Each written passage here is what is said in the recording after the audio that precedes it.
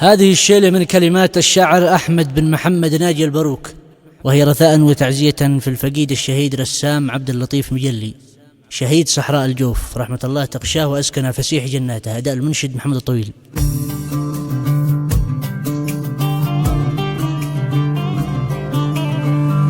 قال اخو شاجع امسى البارحة ما نام، ذي عاصر مشاعر محزنه والام، ضاقت الارض بي والصدر فيه هموم، كن دمي وجمد والكبد مسموم، عذبتني ليالي قاسية وعوام، كل شهرين يرحل مننا غرام، جعل الأبرك يا هذا الزمان الشوم، والأجل دائما ياخذ خيار القوم.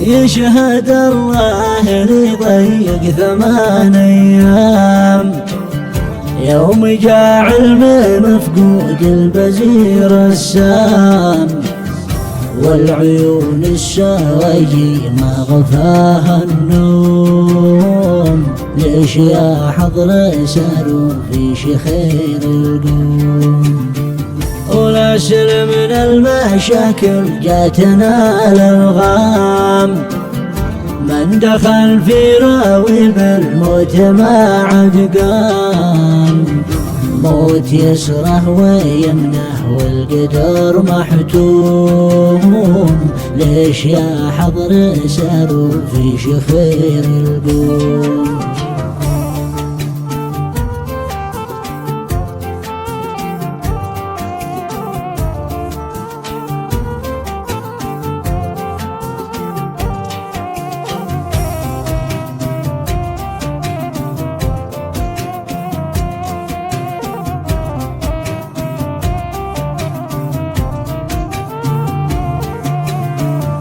الدين الله المعبود والإسلام، يا قيادة هذا الشعب والحكام، كم رحل وسط صحراء الجوف من مظلوم، والحكومة تساوم في دمانا سوم، الحقيقة جالية والطموح أوهام، وطحت ما بين وقع حطم الأحلام، وراحت أيام عمري والأمل معدوم، ليش يا حضر ساروا في شخير القوم.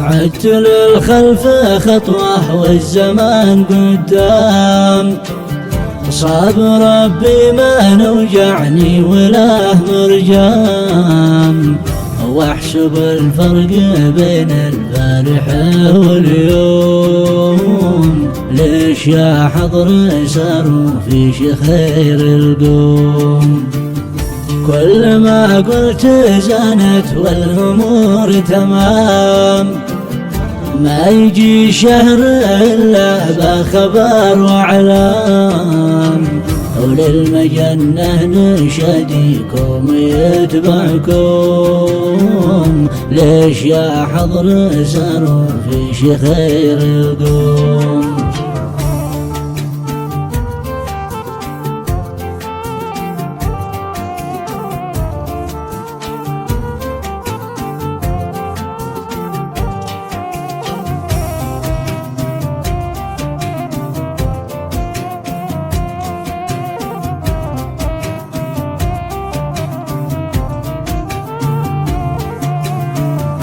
لو نسوي روابط بيننا وأحكام بعدها من زادت عداف ومرتام يلحقه عار منا والخزا واللوم.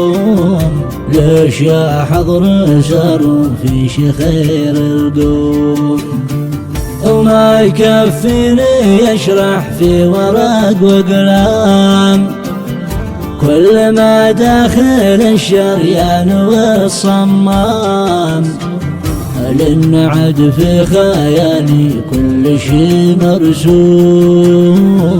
ليش يا حضر ساروا في شخير القوم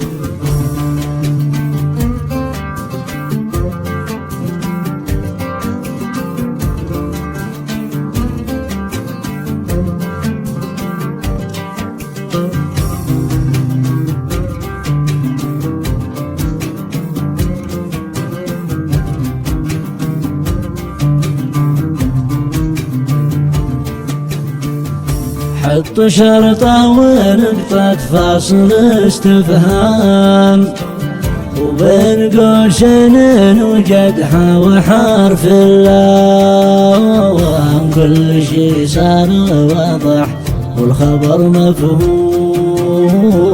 ليش يا حضر ساروا في شخير القوم والله قال شاعر حروفه من ذهب وجرام هاجسين ناهض ما يكسره صمام لا القطن ولا ثابت ولا جعموم.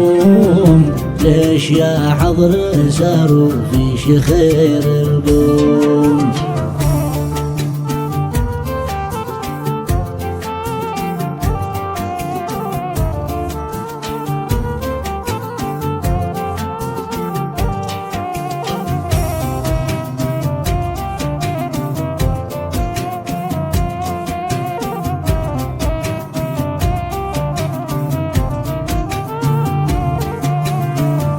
يا الله ارحم عبادك وانتهى العلام واجعل امواتنا في جنة الانعام وانجهم من عذاب الآخرة والحوم. ليش يا حضر ساروا في شخير القوم ختمها عدم الطاير بريش حام الصلاة تبلغ المختار خير انام ذي بعث بالرسالة وانصف المظلوم. أسألك يا الله احفظ حضر خير القوم